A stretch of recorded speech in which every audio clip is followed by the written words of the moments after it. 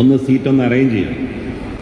രക്ഷിതാക്കളൊന്ന് ബാക്കിലേക്ക് ഇരുന്ന് കുട്ടികൾ മുന്നിലേക്ക് വരണം. ചിലപ്പോൾ അവരോട് എനിക്ക് ചില ചോദ്യങ്ങളൊക്കെ ചോദിക്കാനുണ്ടാവും. കമാൺ.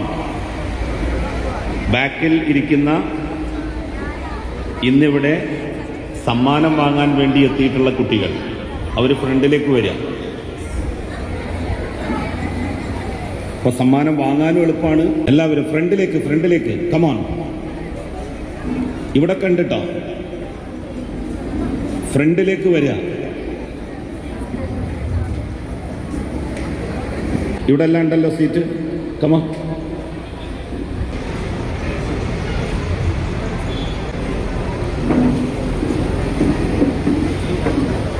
ആരായിരുന്നു പാത്തുമ്മ?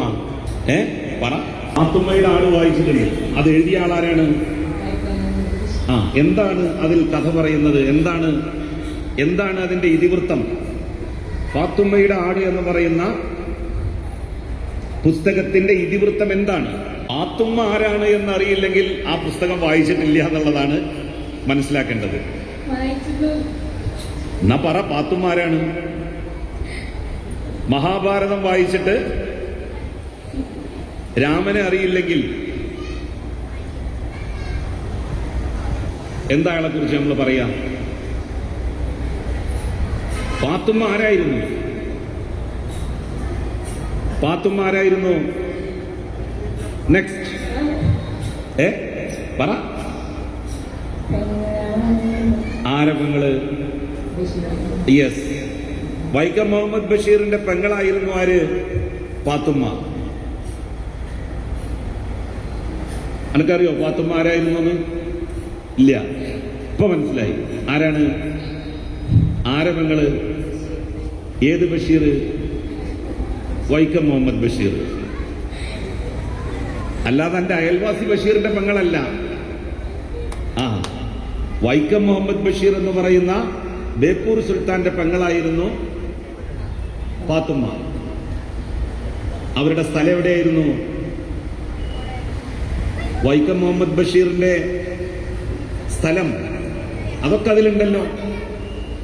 കോട്ടയം ജില്ല തലയോലപ്പറമ്പ് എന്ന് പറയുന്ന സ്ഥലത്താണ്, വൈക്കത്തിനടുത്ത തലയോലപ്പറമ്പ് എന്ന് പറയുന്ന സ്ഥലത്താണ് ആര് ജനിക്കുന്നത്? വൈക്കം മുഹമ്മദ് ബഷീർ ജനിക്കുന്നത്. അദ്ദേഹത്തിന്റെ തറവാട് അവിടെയാണ്. ഈ വായിച്ചിട്ടുണ്ടോ ഏതെങ്കിലും നോവൽ, മലയാളം നോവൽ? ഒരു ചെറുകഥ വായിച്ചിട്ടുണ്ടോ? ഒരു ചെറുകഥ വായിച്ചിട്ടില്ല. അപ്പൊ നമ്മളുടെ കുട്ടികളുടെ, ഞാനിത് രക്ഷിതാക്കളെ കൂടി മനസ്സിലാക്കാൻ വേണ്ടിയാണ് ഇവരോട് ഇത് ചോദിച്ചത്. അപ്പൊ നമ്മളുടെ കുട്ടികളുടെ പൊതുവായനാ നിലവാരമാണ് നിങ്ങളിവിടെ കണ്ടത്. 12 വർഷത്തെ അവരുടെ പഠനത്തിനിടയിൽ അവരൊരു മലയാളം നോവൽ വായിച്ചിട്ടില്ല, അവരൊരു മലയാളം കഥ വായിച്ചിട്ടില്ല, അവരൊരു മലയാളം കവിത അവർക്ക് പഠിക്കാനുള്ളതല്ലാതെ അതിനപ്പുറത്തുള്ളത് വായിച്ചിട്ടില്ല. എന്ന് പറഞ്ഞാൽ നമ്മളുടെ കുട്ടികൾ വെറും പരീക്ഷയ്ക്ക് മാർക്ക് കിട്ടാൻ വേണ്ടി പാഠ്യപുസ്തകങ്ങൾ മാത്രമാണ് വായിച്ചിട്ടുള്ളത്. പൊതുവായന നമ്മളുടെ കുട്ടികൾക്ക് വളരെ കുറവാണ്. പൊതുവായന കുറഞ്ഞാൽ എന്താ ബുദ്ധിമുട്ട്? എന്താണ്? നമുക്ക് പദസമ്പത്ത് ഉണ്ടാവണമെങ്കിൽ വായിക്കണം. ഇപ്പൊ ഞാൻ ചോദിച്ച മലയാള പദങ്ങളുടെ അർത്ഥം നിങ്ങൾക്ക് ശരിക്കും മനസ്സിലാകണമെങ്കിൽ നിങ്ങൾ എന്ത് ചെയ്യണം? ഒരുപാട് വാക്കുകൾ നമുക്കറിയണമെങ്കിൽ നന്നായി നമ്മൾ വായിക്കണം. നന്നായി നമ്മൾ വായിക്കണം. വായിക്കാതിരുന്നാൽ നിങ്ങളുടെ മനസ്സിലുള്ളത് നിങ്ങൾക്ക് ഒരിക്കലും ഒരു പേപ്പറിൽ പ്രതിഫലിപ്പിക്കാൻ കഴിയില്ല. നിങ്ങൾക്ക് പരീക്ഷ നന്നായിട്ട് എഴുതണമെങ്കിൽ നല്ല ഭാഷാ സമ്പത്ത് നിങ്ങൾക്ക് വേണം. അത് ഇംഗ്ലീഷായാലും മലയാളമായാലും. ചെറുകഥ വായിച്ചിട്ടുണ്ടോ? ഒരു ചെറുകഥയും വായിച്ചിട്ടില്ല. ശരി, ഓക്കെ, സിഡൗൺ. ഇതുവരെ ഈ പഠനകാലത്തിനിടയിൽ 10ാം ക്ലാസ്സുകാരോടും കൂടിയാണ് ഒരു മലയാള നോവലോ അതല്ലെങ്കിൽ ഒരു മലയാള ചെറുകഥയോ വായിച്ച കുട്ടികൾ അവരൊന്ന് കൈവക്കുക.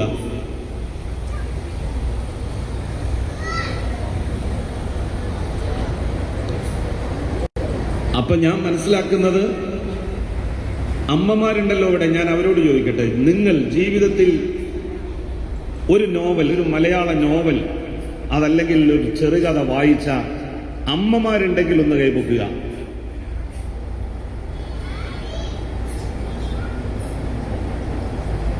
അമ്മമാരും വായിച്ചിട്ടില്ലേ? ഉണ്ടോ? എന്നാ കൈപൊക്കി. ആ മൈക്കൊന്ന് അവിടെ കൊടുക്ക്.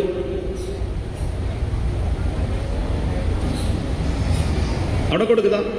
ആയി പറ. നിങ്ങള് സുഹറ എന്ന് പറയുന്ന കഥാപാത്രത്തെ നമുക്ക് മറക്കാൻ പറ്റുമോ? മജീദ് എന്ന് പറയുന്ന കഥാപാത്രത്തെ നമുക്ക് മറക്കാൻ പറ്റുമോ? ഇല്ല. ബാല്യകാല സഖി എന്ന് വായിച്ചതാണ്.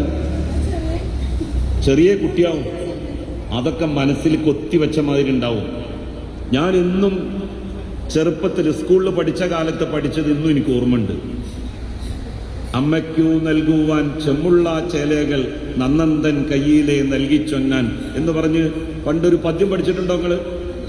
ഇല്ല. അത് നമ്മുടെ ഒക്കെ ഒരു തലമുറയിൽപ്പെട്ട ആളുകളായിരിക്കും അത് പഠിച്ചിട്ടുണ്ടാവുക. ചെറുകഥ വായിച്ചിട്ടുണ്ടോ? ബാലരമയും പൂമ്പാറ്റിയാണ് അല്ലേ? അതൊന്നും ഇപ്പല്ലേനു. അതുകൊണ്ട് കുട്ടികൾക്ക് അതൊന്നോട്ട് വായിക്കാനും കഴിയുന്നില്ല. അപ്പൊ നിങ്ങൾ ചെയ്യേണ്ട ഒരു കാര്യം, രക്ഷിതാക്കൾ ചെയ്യേണ്ട ഒരു കാര്യം, നമ്മളുടെ കുട്ടികളെ കൊണ്ട് ഒരു കൊല്ലത്തിൽ, ഇപ്പോ 5ാം ക്ലാസ് കഴിഞ്ഞൊരു കുട്ടിയാണെങ്കിൽ 6ാം ക്ലാസ് മുതൽ നമ്മൾ ഒരു വർഷത്തിൽ നമ്മളുടെ കുട്ടിയെ കൊണ്ട് ഒരു ചെറിയ നോവൽ, ഒരു ചെറിയ ചെറുകഥ നിർബന്ധമായും വായിപ്പിക്കണം.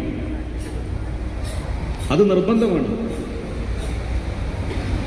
അതല്ല എങ്കിൽ നമ്മളുടെ കുട്ടികൾക്ക് വായനാശീലം തീരെ കുറഞ്ഞു പോകും. ഹിന്ദിയിൽ ഫുൾ A+ കിട്ടിയിട്ടുള്ള കുട്ടികൾ ഒന്ന് കൈപൊക്കുക.